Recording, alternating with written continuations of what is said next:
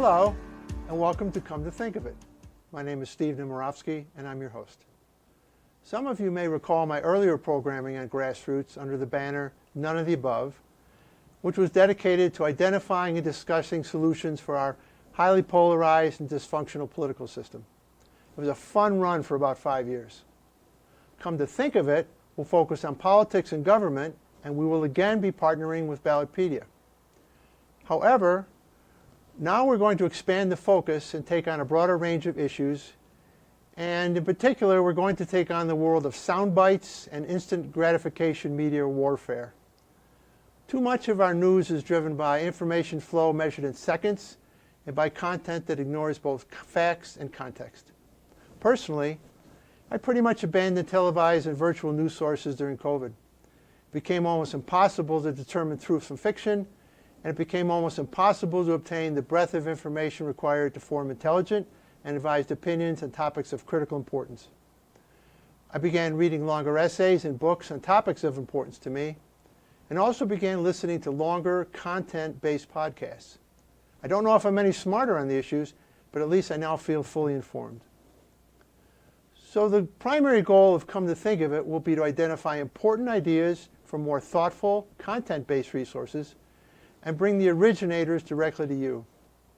As I believe we accomplished on None of the Above, we hope to continuously present detailed, balanced, and thoughtful conversations, and we hope to be able to take away a decent measure of both knowledge and perspective from each interview. For today's maiden voyage, we're coming to think about free speech. I don't agree with the constant warnings that our democracy is failing, but I am certain that our democracy will fail if we do not protect free speech.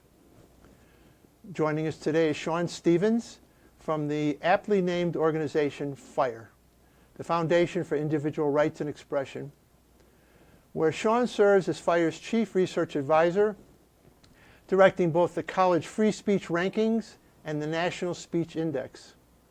He obtained his PhD in social psychology from Rutgers, and for almost 2 decades, Sean's research has focused on understanding how moral convictions produce motivated reasoning within the political domain, how this motivated reasoning can distort research in the social sciences, and how motivated reasoning can lead to political intolerance and create obstacles to political compromise. Sean, nice to have you here. Welcome to Come to Think of It. Yeah, thanks for having me. So you must be the highlight of all the cocktail parties, talking about all this stuff that you research on. Yeah, well, I mean, certainly when we go to Fire tends to be pretty popular at certain kind of conferences that, focus on these things and stuff like that. And it's always leads to some interesting conversations. And I can say actually over the past few years, with what's been going on college campuses, it's gotten a lot easier to explain to my friends and family and other people in my life what it is I actually do, because most of them are like, I don't know what you do. Well, I didn't stumble onto FIRE, but I became aware of FIRE a few years ago. I'm a graduate of Penn, and it was pointed out to me during some of the earlier turbulent times that Penn, maybe even back then, was either last or next to last in free speech. That's kind of a wake-up call. Your alma mater sucks. So what are you going to do about it, right? Yeah. So let's start at kind of a macro level here and get to FIRE and the origins of FIRE, why we need FIRE, why it was developed, and then let's start reaching into some of the important work that you guys do. Yeah, so FIRE was founded in 1999 by 2 attorneys. One was a law professor at UPenn, your alma mater. That was Charles Allen Coors. The other one was it remains a civil liberties attorney in Boston with emeritus professor status at Harvard, and that's Harvey Silverglate. Coors is a kind of center-left, liberal, classical, in the sense of like the 1960s, 70s style, and Harvey Silverglate's kind of more of a civil libertarian. But they founded the organization in the late 90s after writing the book, or collaborating and editing the book, The Shadow University, which dealt with things like the proliferation of speech codes on campus, which had kind of started in the late 80s, early 90s to restrict student and faculty speech. And also a little bit of it, and this has become kind of an increasing issue, I think, in higher ed is the increasing ideological homogeneity of the professorate. And I know that sounds like a lot of academic words. It basically is a fancy way of saying that most of the professors have similar politics, and so they have similar worldviews, and so they're going to interpret things in certain ways, ask certain questions, but then other questions maybe don't get asked because they're just not seen to be exciting, relevant.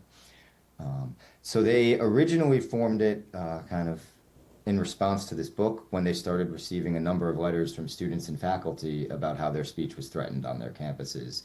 And it initially was just a very small pro bono legal organization that would, defend student and faculty rights on campus. Easy way of explaining that to a lot of people is we were effectively the ACLU for college campuses for the first 20 or so years of our founding. I've heard this expression lately, slowly, slowly, slowly, all at once, to kind of suggest that some of the stuff that's happening today, if we would have looked at it carefully, we would have seen it. And I think people at FIRE were seeing it, and then all of a sudden, there it is. It's in front of you. Yeah. And I know that one of the things you work on is this National Speech Index, is it, or whatever? So yeah. Tell us the development behind that and where we stand today as a society on the index. Yeah, so we launched the National Speech Index last January, so in January 2024. It is a quarterly survey of Americans. So every 3 months, we sample roughly around 1,000. Sometimes it's a little more, might be like 1,010, 1,015. To do this, we partner with a polarization research lab at Dartmouth College. They also have another professor affiliated with them from UPenn. They kind of keep coming up in this space in good ways and bad. And so we partner with them. They run a weekly survey that assesses Americans' political attitudes, tries to get a pulse on polarization. So every 3 months, we embed about 10 to 15 questions. Handful of these we ask every time we administer the survey, and one of these includes a free speech tracker. So effectively, this is, do you feel like the economy is going in the right direction or the wrong direction? But basically for free speech, where do you think free speech is going in this country, in the right direction, wrong direction? And the upshot is most people are saying it's not going in the right direction right now. About a third of Americans say that it is. So you've been doing this since early in 2024? Yeah, the National Speech Index goes back to 2024. Some of our other polling goes back to 2020, and then even a few polls kind of before that, but they weren't that wasn't a main thrust of the organization at the time. So from my perspective, free speech has been highly politicized, and from looking at some of your work, I sense that just since you've been doing this index, you've seen huge swings, and a lot of these swings relate to what's the mood of the Democrats or the Republicans at the moment? Yeah, so, I would say it's in one sense, free speech is almost always under threat, or is always under threat, and we need to be vigilant for it. Our president and CEO, Greg Lukianoff, refers to it as the eternally radical idea that always needs to be defended. But I would say the current space, or the current way speech is polarized, I think goes back roughly about 10 years, started about 2014, 2015. And I think there's 3 or 4 kind of main events that have happened that have caused kind of some pretty strong reactions in people. So the first one isn't really a singular event, but it's just the development of smartphones, the proliferation of smartphone and social media technology, which puts us all in touch with a lot more people than we're used to being in touch with.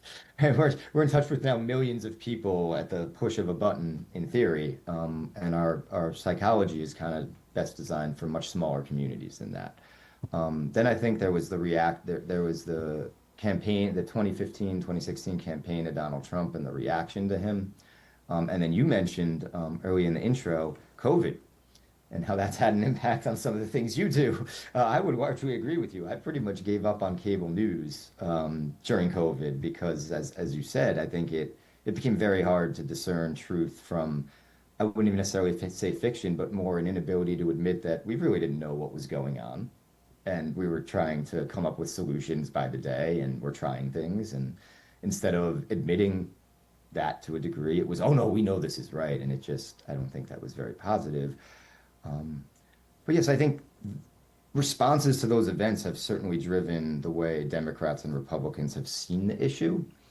And I can tie back to our National Speech Index, in October, right before the election, and we ran this maybe 2 or 3 weeks before the day of the election on November 5th. Democrats were thinking things were looking good. They had a lot of confidence in their people to defend free speech, and they thought the rights in this country were secure. Republicans and conservatives, not so much. They were kind of a little on the fence, and this has completely reversed since Donald Trump is elected. Now the Democrats are very worried, see their rights as not secure, and conservatives, Republicans seem to be very happy with what's going on. So you're an expert in this field, and you represent Fire Unit. You design these surveys. How hard is it to actually know if people are responding to a question about free speech as you would see free speech? I would think almost everybody has their own definition. So when I ask you a question, how do you measure if you're going to an accurate read based upon their interpretations? So I'll try to keep this one brief because it'll get a little methodology. And we'll hold this one under an hour, then we'll go on. Yeah. We'll try to keep this one brief so it doesn't get too technical and in the weeds. But it goes. The first thing would be you go to like best survey practices, which is how you word the questions, frame them, make sure they're not double and triple barrel. So by that I mean it's like you really only want to ask about one thing. So you don't want to ask about, oh, are you afraid about losing your job or your social reputation or this or that. You want to ask about one of these things at a time. Within that, sure, there still is going to be people might interpret words differently. So you're doing your best to kind of narrow people into things. With response options, you want to, instead of some surveys you'll see, they'll just put like strongly agree, strongly disagree, and then there's 3 options in the middle, but they're not labeled. Well, without it being labeled, the 3 for me could be different for you. Like whatever you see as 3 could be different for me. So another best practice is you label all the options. So we do that. There's really no way to fully get around that people may interpret words differently or concepts differently. So that's where getting larger samples, repeated samples using the same questions comes in. Statistical assumption is some of that error just washes out with a larger sample, and you're getting at a fairly good approximation. And I'll say that's all research is. You're not 100% finding, oh, this is 100% the truth. You're approximating it, and you're trying to get closer to it. And so that's kind of how we do it. I know there's a lot of different surveys out there, and there's the doomsday surveys and is democracy failing surveys. But I welcome the fact that you're trying to measure, take the temperature rather, on free speech. Mm-hmm. And I think if you do it, as you said, every 3 months, I think you'll start to see patterns developing, and then I'm guessing you'll be able to take that information and share that with people who need to really understand what this is all about. So we kind of jumped right into the index, and I want to take a quick step back here. If you had to describe FIRE and its main goals and the main things you do, maybe if you can listen in priority or something, tell the listeners what FIRE is really about and what is you trying to accomplish kind of day to day, month to month, year to year. Yeah, so our goal is we defend and promote the value of free speech for all Americans in the courtrooms, on campus, college campuses, and in our culture, writ large. FIRE is primarily a legal organization. We have a fairly big legal team here of lawyers that'll represent individuals whose rights come under FIRE. I'll make the pun. And then we also have other lawyers on staff who they're not necessarily involved in litigation, but they might be involved in legislative work, talking with lobbyists, evaluating the speech policies of college campuses and trying to work with administrators to make those clear and make sure they follow the Constitution. So, that's our our broad goal is yeah, it's we're defending free expression for all Americans. And then what we defend is in some ways rather simple, but maybe we would have to explain this to people. If it's protected speech, we'll defend it. No questions asked, like no ifs, ands, or buts about it. I think that's where people may have some confusion is what is and is not protected speech. You know, when I go on the website, and again, I'm going to encourage our listeners to go there, I also see it seems as though you've broadened the scope of what you're doing, due process and some other individual type rights that need to be understood and defended. So it seems as though you've kind of broadened your charge over time. Yeah, the due process focus comes out of efforts that date back a decade or more now with the dear. There's been a volleying of back and forth of, depending on the administration, what the Title IX regulations are for college campuses. So the Fire's interest in due process there came out of how the Dear Colleague letter from the Obama administration kind of made it much easier to subject people to Title IX investigations on campus. And the concern from our organization is that's potentially chilling to speech because the allegations wouldn't simply be about sexual assault. It would be about speech that was deemed misogynistic or sexist, harassing, etc. And so the interest in due process kind of grew out of concerns over how those changes would impact students and faculty's ability to express themselves. So I was kind of surprised, you know, really how aggressive, I don't know if that's the right word or not, how aggressive you've become as an institution that is in the legal arena. And I'll also use the word aggressive again as an institution that's in the political arena on the lobbying side of things. I'm a lobbyist. Most of my career was as a lobbyist, and I always worked to solve problems like that. But I don't remember in my career, and most of that was in Illinois, dealing with legislation that was focused on free speech related topics. So when you're in the, let's do both of these arenas, but when you're in the lobbying arena, what are the topics that are being lobbied and legislated these days, and how is Fire inserting itself into that arena? Yeah. So you have, right now, there are, in some states, you've seen bills that are, basically the bills working their way through the state legislature that propose laws, regulations, restrictions on the use of AI in political campaigning, with the concern being that people will use AI to generate basically fake campaign ads or fake campaign materials to potentially influence an election. So that's one thing that's going on. Another one that's really big lately is the defunding of universities' research budgets, which as we were talking before we came on the air, and then we kind of got a little sidetracked. We actually this week put out kind of an FAQ about the whole Harvard-Trump feud, and it lays out how while Harvard is a private institution, and by being a private institution, they're not entitled to any federal money, research grants, things like that. These are their contracts.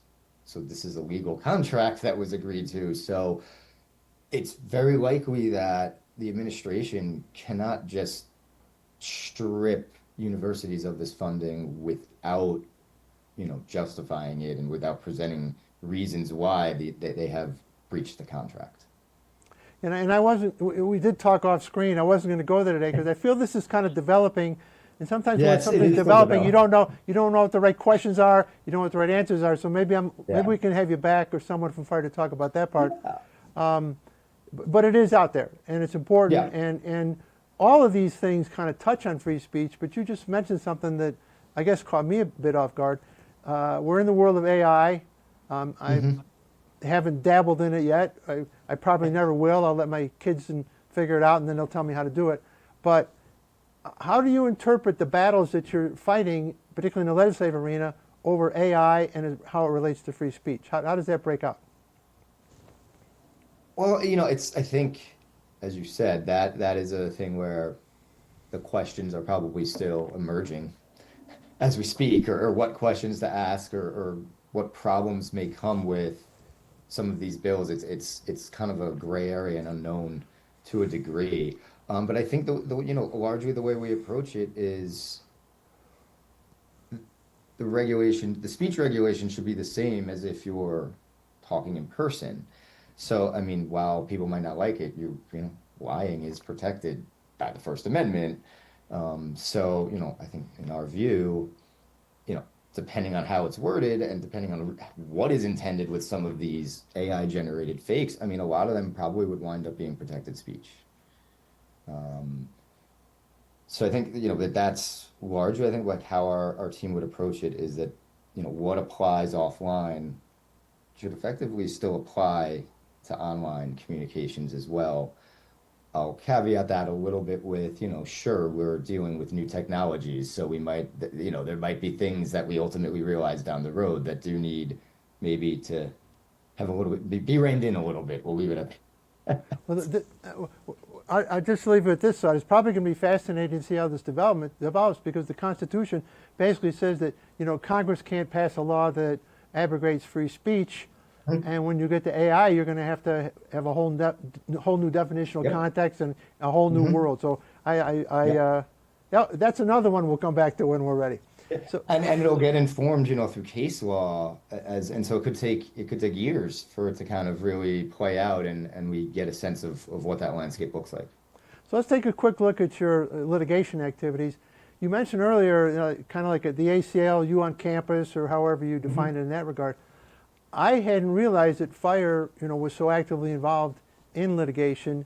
Can you give us maybe a 10,000-foot level sense of your work in litigation and maybe highlight a case or two that Yeah. shows the work of FIRE?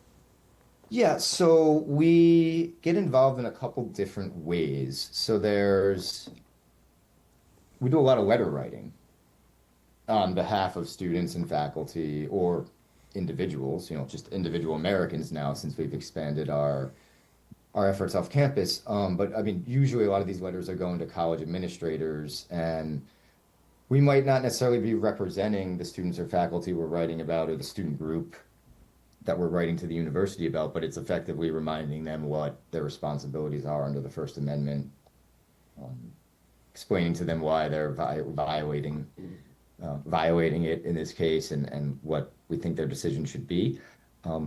Sometimes we get responses, sometimes we get ignored.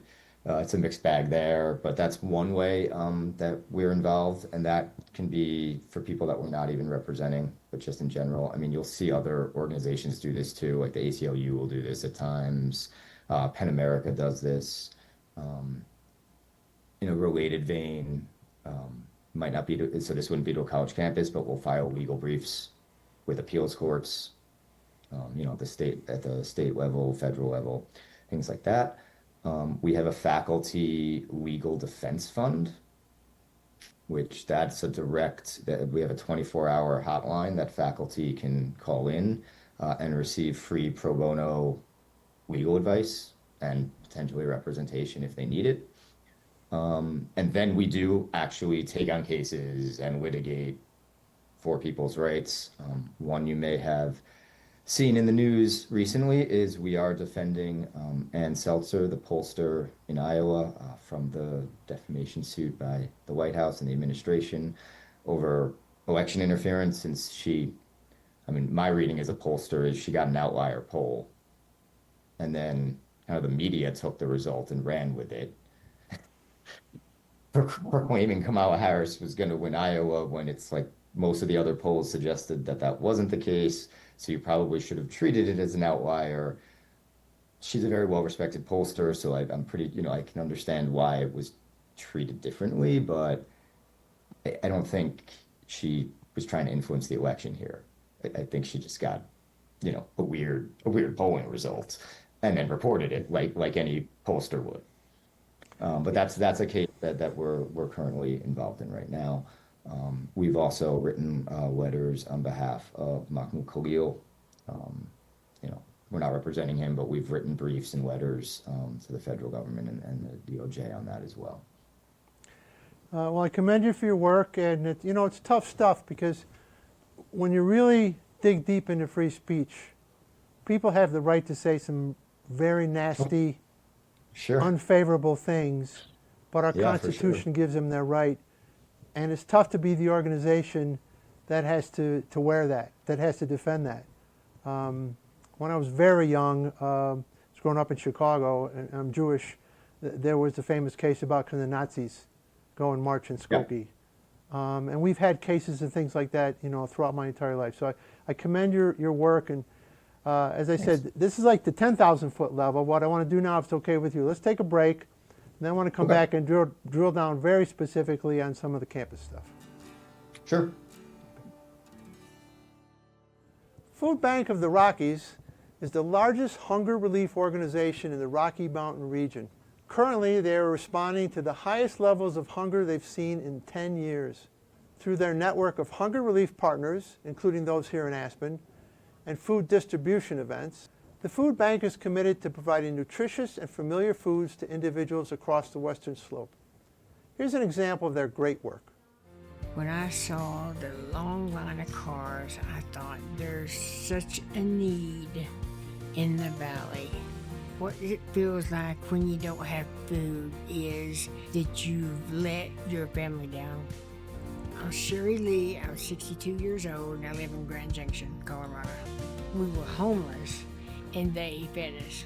We're better off than we've ever been, thanks to the Food Bank of the Rockies. Welcome back. I hope you enjoyed our first segment with Sean Stevens from FIRE. The purpose of the first segment was to introduce you to FIRE and kind of look at a 10,000 foot level, understand the organization, the history of the organization, some of their major efforts, what they stand for. And I wish we could have gone on. Sometimes you start on a topic and you realize that you don't have 2 hours to cover everything. And the problem today is I don't have 2 hours to cover everything, and we haven't even really gotten to the meat of this. If you'll remember what Sean said, is this started at the University of Pennsylvania, and it was really about what was going on campuses. It's morphed into such a bigger sphere of work and effort. But the base of their work historically, and I think still the base of their work today, and what you see today, if you hear about them on the news or radio or read about them, is really what's happening on the campuses. Free speech is a very difficult topic. Sean alluded to some of the litigation that's starting around some of the efforts on campus. So we want to spend the next segment here talking to Sean specifically about the work he's doing on campus and drill down quite a bit and see what we can learn about that. So Sean, welcome back. Thank you. I was going to make a joke about if you're in Florida during the break or something like that, but it wasn't going to work, so no jokes. So one of the most important things you do, and maybe what you got hired to do, was the college ranking system. And Yes. I think that's been the meat and potatoes of FIRE from the beginning. So why don't you give us a brief introduction to that? And actually, while you do that, I'm going to hang something on the wall before me here because I've got a list of the top 5 and the bottom 10. So I'm going to get you started. I'll hang that up, and then we'll keep going. Thank you. All right. So we started our college free speech rankings in 2020, but that has grown out of previous efforts or earlier efforts to get a handle and evaluate the speech policies at colleges and universities. And those policy evaluations are factored in to our college free speech rankings system. So the first foray into, I don't even know if you necessarily say it was ranking them, but it's kind of evaluating the colleges, was led by our policy reform team. They look at, it's roughly, they've looked at the speech code policies on the books at roughly about 500 schools, colleges and universities across the country. And it's a pretty big lift, a pretty heavy Herculean effort that they go through every year to do this, because it's not like a one size fits all in terms of how these policies can be written. Different states may allow for different policies, or state systems will have different policies. So in some cases, they might be reviewing only a few. In other cases, they're reviewing like a huge list. They give 3 ratings. Green light rating means the school doesn't have any policies on the books that severely threaten free speech or strongly threaten it. It doesn't mean that they would actively defend someone's rights if controversy erupted, but it means that there aren't really any vaguely worded or policies that clearly threaten speech on the books. Right below a green light is a yellow light rating, so it's a traffic light system, as you've probably picked up on. Yellow light schools have ambiguously worded policies, and these are in some ways perhaps more pernicious, I think, than the ones that clearly threaten free speech, because these are the ones that schools kind of, because they're worded vaguely, they can arbitrarily apply them or not apply them, depending on the situation. We kind of see that happen. We see that happen a lot on college campuses. So they might restrict the speech of a student organization in one situation because of political reasons or blowback or pushback from people in the community, but then in another situation, they might defend a different group's rights. And it's basically like the same thing. They're both trying to bring in a speaker to campus.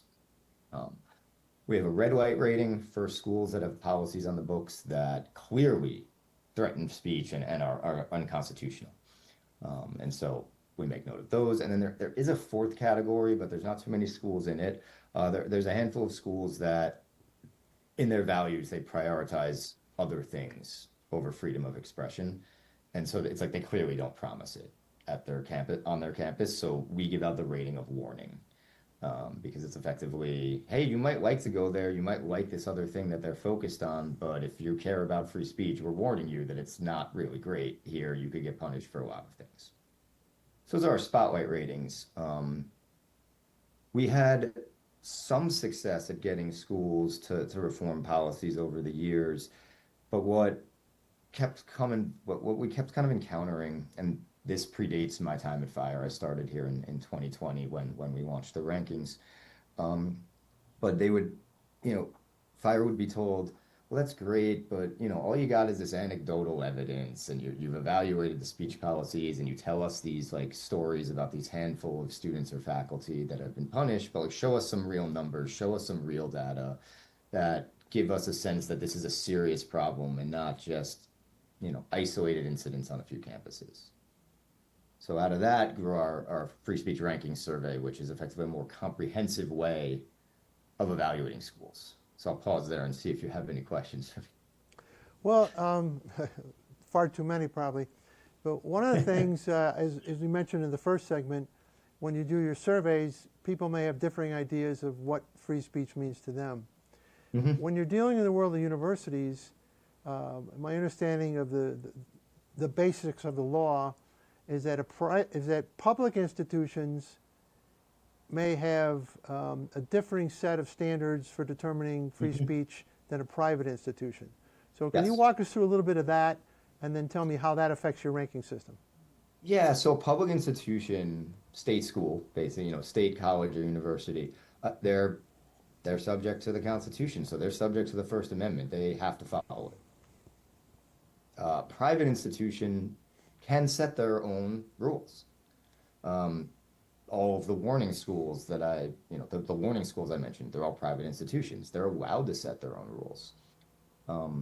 However, lots of private institutions, either through the taking of federal funding and or through promises they make in their student code of conduct or faculty code of conduct, are effectively contractually obligated to follow the First Amendment once they do that. So we don't really treat the public-private thing with much of a distinction in the rankings outside of we've surveyed the warning schools, but we kind of calculate their scores separately against each other. That's like a statistical thing, like it's like a logic statistical thing. You don't compare apples to oranges, essentially. So because they don't promise freedom of speech, it doesn't make sense to compare them to schools that are obligated to defend that right. So that would be how it really doesn't make much of a distinction in the rankings themselves. But that could impact a different element of it. We don't just, our rankings aren't just based on the survey data and the spotlight ratings. Our research team also tracks the outcomes of different speech controversies on campuses. So this could involve attempts to get a speaker canceled, artwork removed, a play or performance or film screening called off. Could also include attempts to get professors fired or have their papers retracted. And it could also impact individual students and student groups, calls to have a student group's recognition rescinded, school calls to have an individual student suspended, expelled, etc. So we track these controversies, and they do factor into the rankings where schools will lose points if they violate people's rights if there's if a speaker is shouted down, a school will lose points because it's even if the administration tried to stop it, that's just indicative of the climate. Students feel that they can shout a speaker down. We think that that's telling us that something not great going on here on this campus for freedom of expression. And so within that, the review of that incident is actually a multi-stage process that involves members of the research team and members of our campus rights advocacy team. And that team is all attorneys. So they review the incidents with us, and, at private institutions, they do have more of an ability to restrict or regulate speech and expression. So something that might automatically be an entry at a state college or university for these different databases we maintain might not actually go in for a private university, because we might determine that they were allowed to restrict the speech in that instance. Now, I have a sense that students who are trying to choose where to go to college now have been looking at your website because they don't want to go to a college and kind of mess with this. They want to go to school and learn, to say it simplistic as possible. They don't want to go to a school where their freedom of speech is going to be suppressed, etc. How are you seeing that? Am I reading that correctly? That's one of our main goals of the rankings is we hope that prospective students and their families, their parents will, if that's an issue for them. I don't necessarily think that's an issue for everybody applying to schools, but I think it's becoming a more important issue, especially with what we've seen, I would say, post October 7th on campuses, and how speech has been, and I'll caveat this a little bit with, administrators have certainly been dealing with a very difficult environment where it's a mix of protected and unprotected speech that's going on their campuses in relation to the Israel-Hamas conflict. Some of them have been a little too heavy-handed and cracked down on protected speech, but in other instances, the encampments, if they impede the functioning of a university, the university can have them taken down, like those encampment protests, if they're impeding the functioning of the university. And so I think Wesleyan handled this fairly well. Their president came out right away when the encampment started, and he made that clear to the students. But he also said, if you're peaceful about it, we'll keep it up. But the second you impede, students' ability to go to class or professors' ability to get to the classroom, or you start just impeding like administrative functions of the university, then we're going to stop this. And so I think, that is like important, I think, for people to understand. But yeah, it's just a very complicated situation for people over the last 2 years, I think. Well, to your credit, when I was doing research for our interview today, I noticed that when you put your rankings out, many universities are writing about how their school is doing in the rankings in the school paper. Yep. So it's clear that whether they agree with your interpretation of the numbers or the rankings or not, they're believing this to be an important enough issue to write about and educate their students.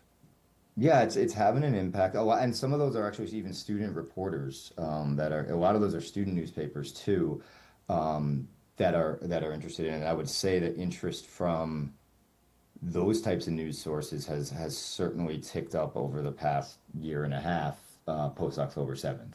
I think more and more students now who, from our data, the modal political identity of a student is left of center.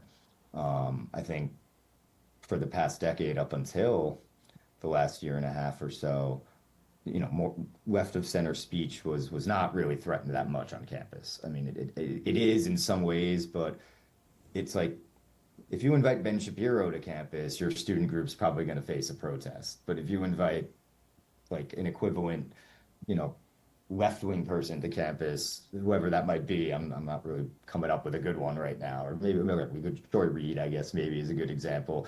Probably not going to face a protest. Probably not going to face calls to have her disinvited. And I think that's shifted a lot over the last year and a half. And some of our own data says now the liberal progressive students they really feel that their rights on campus, their speech rights on campus are under threat. So since my technical skills are somewhere below zero, I'm not schooled yet on how to call up slides on the Zoom here and everything, but I have written on a sheet of paper behind me the top 5 and the bottom 5. I don't know if you can see that, but if you had to talk about the pros of what gets someone into the top 5 and the top 10 and a green light, how would you band them together? And then I'm of course going to ask you how you get to be at the bottom. Yeah, so I would say it's a mix of a few things, but it mostly starts, I think, with the tone. At least it's what it seems like from our data. The tone set by the college or university leadership, and so schools that do the best are the ones that have clear speech policies. So most of them have green light ratings from our policy reform team. They're not without controversies. Right, all these campuses have speech controversies on them at times. It probably wouldn't really be a interesting place to be as a college if you didn't have it come up every once in a while. So it's not like they don't have controversies. It's not like sometimes they don't sanction speech when they shouldn't. But for the most part, the schools that do well, it's not only that they rarely sanction speech during a controversy, they actually often actively defend the person's rights who's come under fire or is facing calls for sanction. And so I think that's strong leadership effectively. And then that we see kind of filter in to some of the survey responses where we have like different subcomponents. So we ask some questions about the administration. We ask some questions about how open people feel discussing things on campus. We ask questions about self-censorship. Most of these schools, we see better performance on those. All right, let's go to the bottom 5.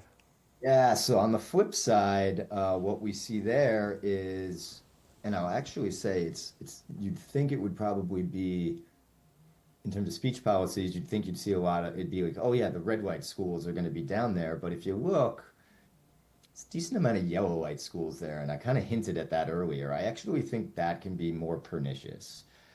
Because the policies are worded vaguely, and then what we see a lot of times is they're arbitrarily applied.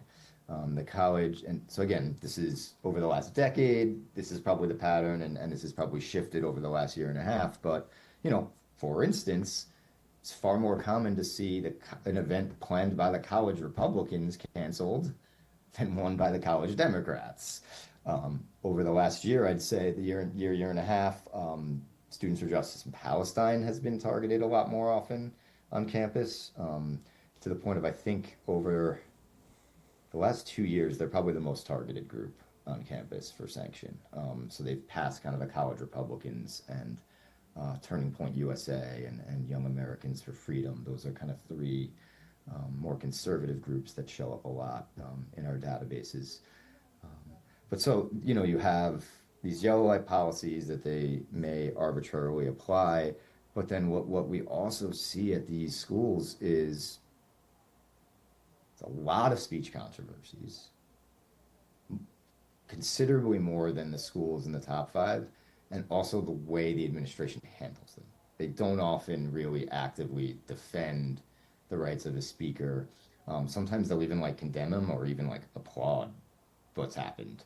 I'm trying to think of some instances, and this might not be at a bottom 5 school per se, but there's one instance of a shout down where the speaker gets shouted down. There's administrators in the audience, and they're like, "Well, we can't do anything about it because this is free speech." It's not, because you're violating someone else's right to hear the speaker by shouting them down. But that, like to us, that's like an awful response, and you tend to see that far more often at the lower ranked schools than the higher ones, for sure. Yes, I noticed at the bottom here we've got Barnard, Penn, NYU, Columbia, Harvard. I didn't mention this. I also taught at Columbia. So I went to Penn, I taught at Columbia. I feel like this black cloud follows me around the world of free speech. I don't, but I was thinking about something the other day. I follow sports a lot. I don't know if you follow sports, Yep. but I got it to used my to, hockey playoff beard right now, so. okay. Yeah. Good friend of mine's grandson was in the Frozen Four last year. I went to watch that. Great. We'll talk about that another time. But if you follow sports at all, you know that when a college program has historically been suspected of violating the rules, they kind of do a mea culpa, and they almost impose punishments on themselves to get out front of things. And sometimes they actually punish themselves more rigorously than the NCAA would if and when they complete the investigation, because sometimes they'll complete the investigation and say, oh, you guys already punished yourself enough. I'm fairly stunned by my sense of how lightly some of these schools have in fact punished themselves. And because I did go to Columbia, I had some good relations there. A friend of mine in the faculty was part of the second report they just issued. And quite frankly, I was stunned by how little I thought they slapped themselves on the wrists. And let me give you an example. Maybe it's just my own prejudice showing up here. I don't understand why most schools have not said you have to take your masks off. Because I don't know what the world of free speech is, but my understanding of the history of this is there was laws passed that were to rein in the actions of the Ku Klux Klan, who would run around with white hoods on, and you didn't know who was behind the hoods. And many states had passed laws dealing with masking. Well, some of those got unwound during COVID, because of course during COVID, masking became important. But we're not living in COVID right now, and people are wearing masks and hiding their faces and covering their heads.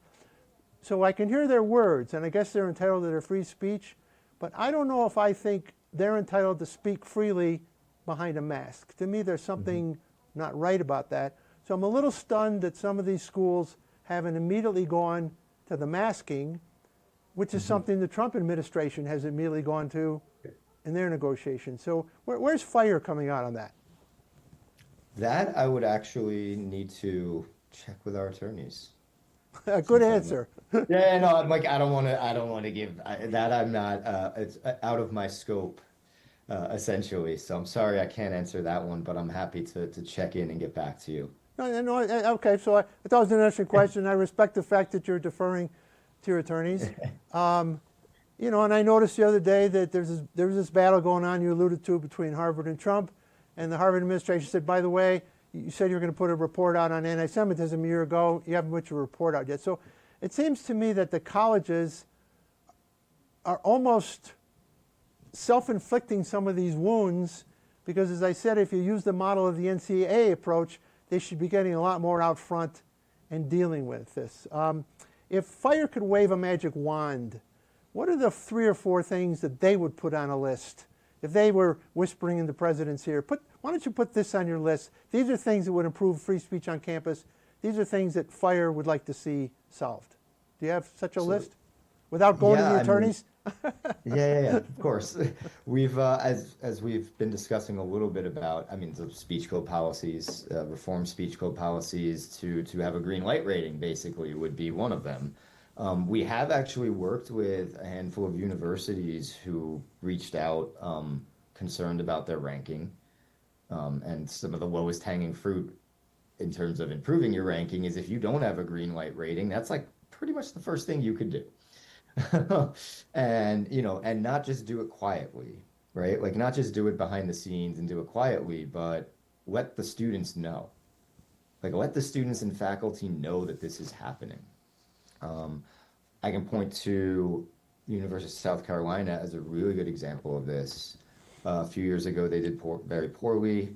A new incoming chancellor came in, wanted to change this impression of the school, reached out to us, we went through the rankings with them. We worked with them to reform their speech policies, but they did make a very like public show of it over a year or so. And then the next year rankings come out, they shot up pretty significantly, and 2/3 of the gain was due to improvements in the survey responses. So they got a boost from the green light, but the public way that the admit we're presuming, right? I didn't run a causal experiment here, but the presumption is the public way with which the administration did this probably had something to do with the improvement in the survey scores as well. And so that's like to us, that's like a great thing to see. Other things that we'd recommend, there's things like open dialogue programs or civic dialogue programs that people can engage in. They'll be exposed to speakers of different views, but it's all under the gauge of like we're discussing these issues, right? We're not going to jump down each other's throats here. Good example of this is Vanderbilt. They introduced a program like this this past year. And when we compared the data from 2023 to 2024, 2024 was the first year that they had this program fully implemented. We have this one question on the survey where we ask students to identify the topics that are difficult to discuss on campus, openly and honestly. And it's a checklist. They could say none of the above, but then aside from that, there's like 20 political topics, abortion's on there, racial inequality, gender inequality, trans rights, etc. Israel-Palestine is certainly a topic as well. Vanderbilt saw significant improvements on every topic after introducing this program, with the exception of Israel-Palestine, but I think that's understandable,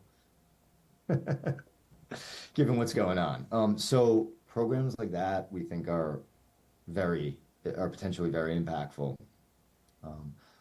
A third one is some kind of civics training, First Amendment module at orientation or during freshman year, perhaps. This I'm pulling more from like the research literature, political tolerance and civics knowledge, but effectively those are correlated. The more civics knowledge you have, you tend to be more politically tolerant, even of those you disagree with. So just knowing what the First Amendment protects and doesn't protect, knowing what the policies are on your campus and what you can and can't do would probably help a lot too. And then those are probably the most, specific recommendations I can give. I would also, though, just want to highlight one school in particular. I would highlight Claremont McKenna, who was sixth. I think they were sixth last year. They've been number one at times. They had a dip one year because they had sanctioned a number of faculty members. But they kind of shot back up this year. And what stood out to me for them was that on all of the survey components that go into our rankings, they were like in the top 50 on every single one of them and in the top 25 on most of them. And that's out of like roughly 260 schools. So I'm pointing to them of like, I don't necessarily know what it is they're doing, but something's going right there. And so maybe we should check out what it is they're doing and see if other schools would like to adopt that. Well, Sean, you've been a great guest. As always, I'm having fun. I'm hoping you're having fun. I'm hoping the audience is having fun. But we're getting out of time here. I always like to give my guests a chance to kind of make their pitch. FIRE's obviously a great organization. You're in the eye of the hurricane, if that's the right analogy. How would you tell my viewers to get involved with you, how to find your organization, and how they can jump into this arena and help the world of free speech? Yeah, so visit thefire.org. That's our main website. You can learn a lot of what I just said. You can read a lot of that there, but you can learn more about the organization, more details about what we do. You could sign up. We have a news desk blog where we're putting up news stories pretty much every day about stuff that happens in the world of free speech. You can sign up for updates from that. We accept donations, I think, as little as like $5, $10, $25, up to however whatever you feel like giving. So that's one way of getting involved. Other ways of getting involved is you could go to rankings.thefire.org, which is where our college free speech rankings are. We've a lot of alumni from schools use that site to kind of send info to colleges. We're actually revamping it for the coming launch of this year's rankings, which come out in September. And basically, we're trying to make it easier for people to generate something that they could easily send to a college president or provost or university administrator and be like, hey, this is the data on your school. We'd like you to do something about this. So that is, coming. It's not there yet, but that'll be part of our new rankings site in September. And so that's a way for people to get involved and pressure their alma maters or pressure, where their kids go to school into changing some of their policies or changing their ways. And then I'd also encourage people to check out our president and CEO's Substack, The Eternally Radical Idea. That's Craig Lukianoff. He writes a couple pieces a week on free speech, and then there's usually a roundup on the weekend. I have a number of pieces up there as well, as do some other fire staffers. So those are a little bit longer form than what goes up on our news desk site. But yeah, those are all ways that people can get involved. And, if there's academics out there that are interested, we are fully transparent. We're not trying to hide anything. We'll share all our data with you, help you figure out how to analyze it, and we encourage you to use it. We have lots of data, and we only have so much time in the day, so we haven't been able to even do all the analyses we'd like to do. Well, Sean, thank you very much for being with us. Congratulations to you and everyone at Fire for the very important work you're doing. And I think we came up with a few topics today that may require a rematch. So Sure. Good luck to you, and I'll look forward to having you back one day. Thank you. Thanks for having me. Well, I certainly hope you enjoyed the interview with Sean Stevens. I've always been a staunch advocate for free speech, and I believe it to be among the most critical values supporting our democracy. I subscribe to the quote that you often hear attributed to Patrick Henry: I may disagree with what you say, but I will defend to the death your right to say it. I don't think there's a more important statement about what our democracy stands for. As you heard earlier, as a graduate of the University of Pennsylvania, I became aware years ago that Penn was among the lowest scoring institutions on Fire's annual ratings. It's very sad when your alma mater gets failing grades in free speech. Very disappointing. But what I find most distressing from all the stories I hear are the double standards and the hypocrisy, and I certainly hope Penn and some of these other institutions can clean up their act and clean it up very quickly. I definitely hope that you enjoyed today's show. Our purpose is always to educate and to entertain. I hope we accomplished that today. And I want to encourage you to check out Fire. Sean gave you the reference to their website. I apologize, I don't have it. And monitor their annual college rankings and natural speech index surveys. I once had a teacher said there's nothing more important than an idea whose time has come. And I don't know if the idea of free speech's idea has come, because that should have been here for the last 250 years. But I think understanding free speech and making free speech as important as it can be in our society, I think that's an idea whose time has definitely come. So thank you for joining us. We look forward to seeing you next time.